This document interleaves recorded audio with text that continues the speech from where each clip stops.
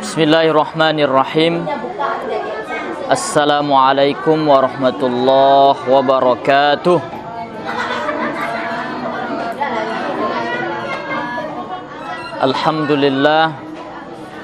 Alhamdulillahilladzi anzala a'zamal kutubi ala a'zami khalqihi wa ashrafih lihadiyil insani wa irsyadih alladzi la ya'tihil batilu min bayni yadayhi wala min khalfih al-muta'abbadu bitilawatih. Allahumma salli wa sallim wa barik ala sayyidina Muhammad wa ala alihi wa ashabihi wa atba'ih, amma ba'd. Faqala Allah Ta'ala fil Qur'anil Karim, a'udzu billahi minasy syaithanir rajim, wa laqad yassarnal Qur'ana lidzikri fahal mim muddakir. Wa qala sallallahu alaihi wasallam, khairukum man ta'allamal Qur'ana wa 'allamah. Rawahul Bukhari. Asatidzah yang dimuliakan oleh Allah Subhanahu wa taala, pada pagi hari yang cerah ini kembali kita bersyukur kepada Allah atas segala nikmat, rahmat serta karunia-Nya sehingga kita mampu berhadir dan mengikuti kajian ilmu tajwid yang insyaallah akan kita adakan setiap hari Selasa. Insyaallah Allah permudah sampai nanti pada akhir. Dan yang kita harapkan dari apa yang sudah kita sampaikan dan apa yang kita pelajari bisa kita transferkan nantinya kepada anak-anak didik kita. Kemudian salawat dan salam kepada baginda Rasul Muhammad sallallahu alaihi wasallam. Semoga kita kelak berada di barisan para ahli Al-Quran.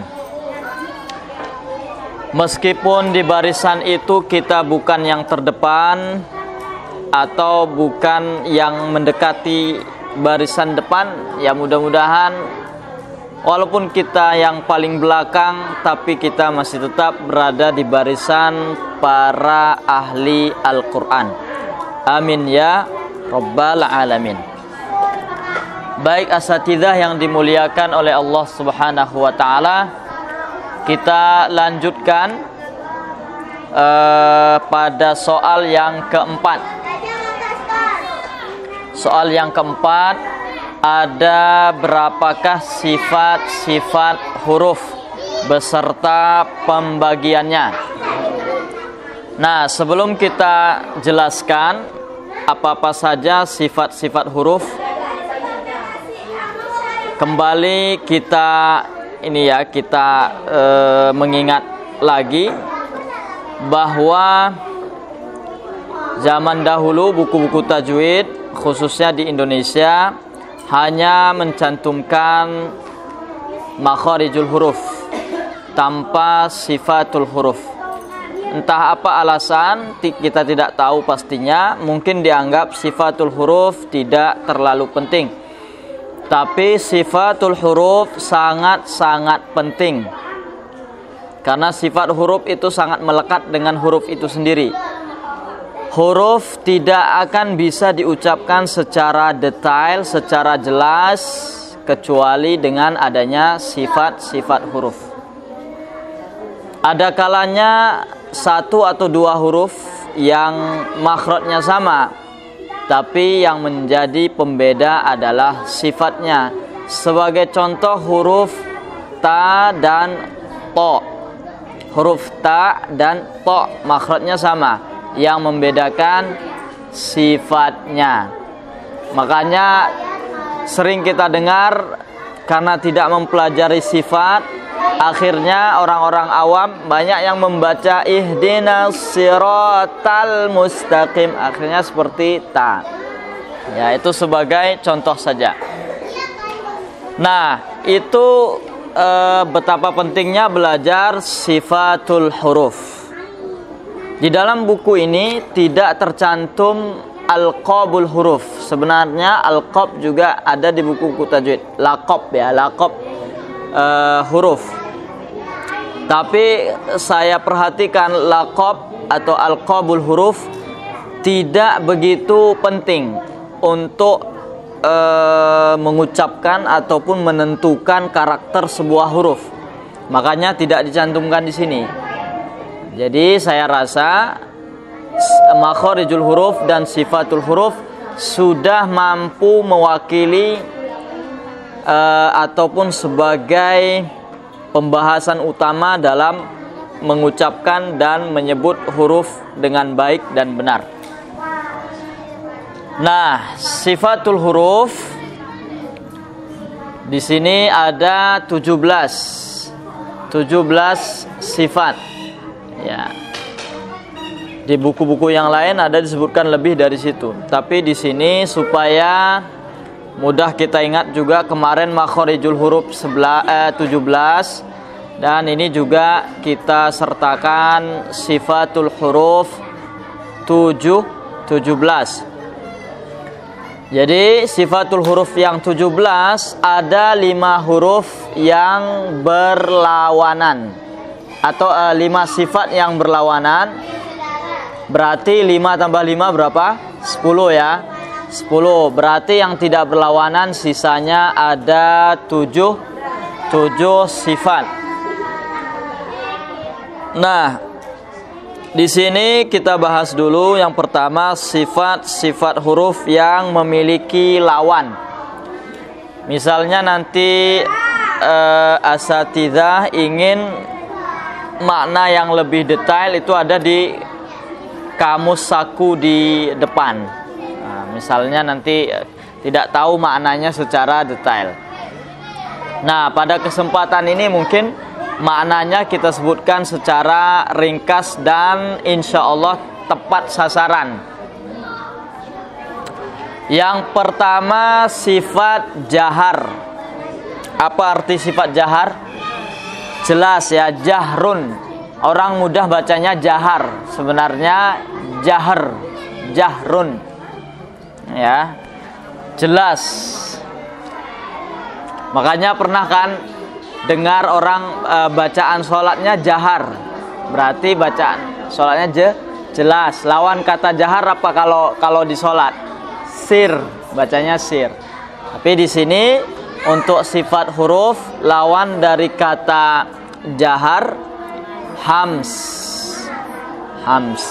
Kalau jahar ini biasa karakter hurufnya ketika disebutkan dia memberhentikan aliran atau berhembusnya nafas. Jadi dia tidak mengalir.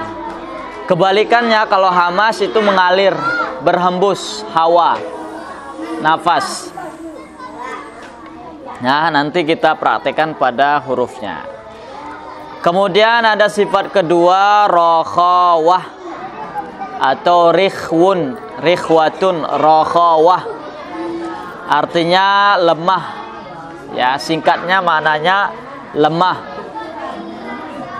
Lawannya syiddah. Syiddah itu kuat, juga bisa diartikan tegas ya. Tegas. Karena kalau syiddah itu benar-benar pangkal daripada huruf yang kita ucapkan itu sangat jelas. Sangat jelas melekat pada makhrajnya.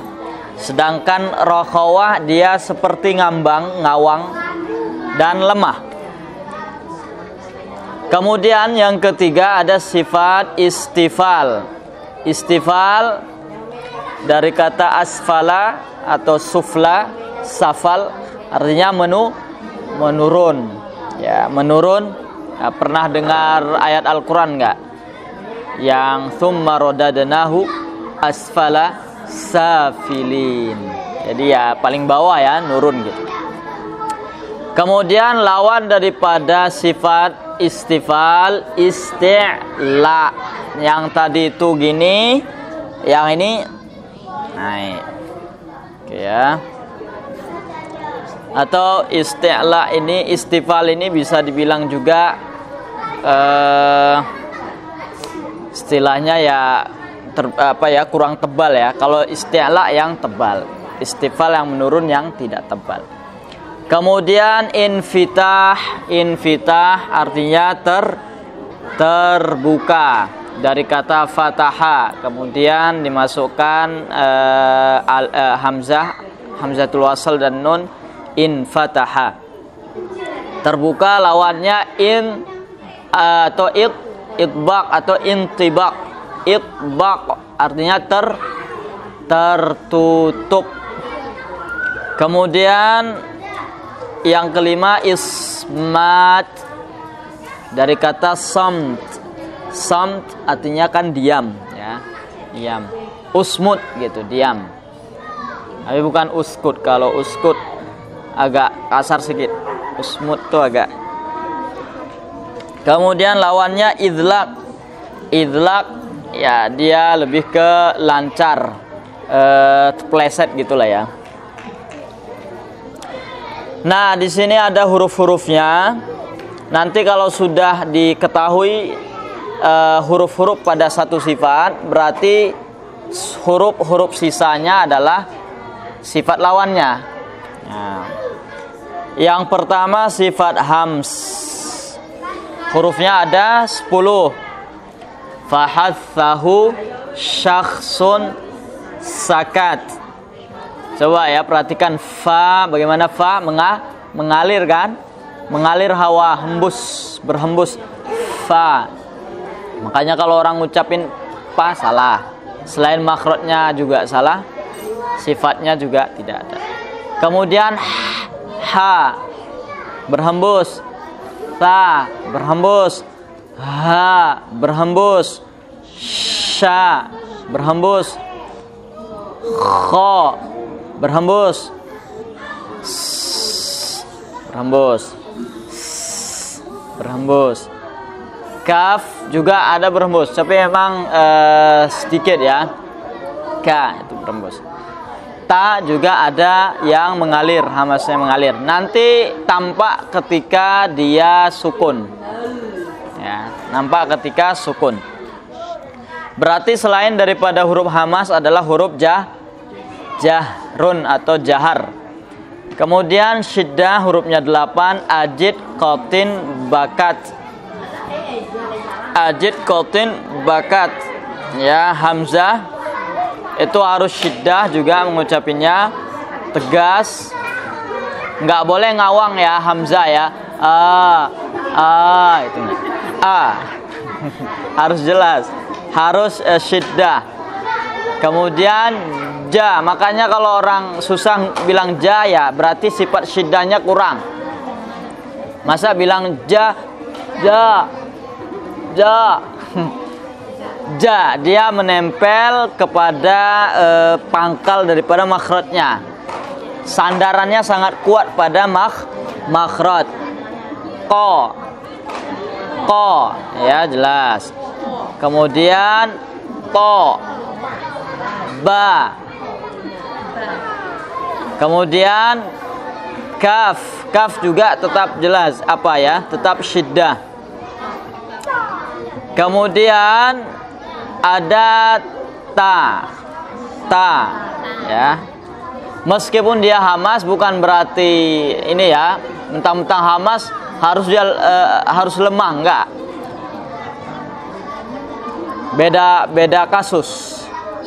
Kemudian berarti ini selebihnya adalah huruf rokhawah. Kemudian isti'la hurufnya ada 7. Khussa dagtin kid. Khussa dagtin kid. Ada huruf kha ya isti'la ya, kha, sa, dha, gha, ghain ya, gha kita baris ke atas saja.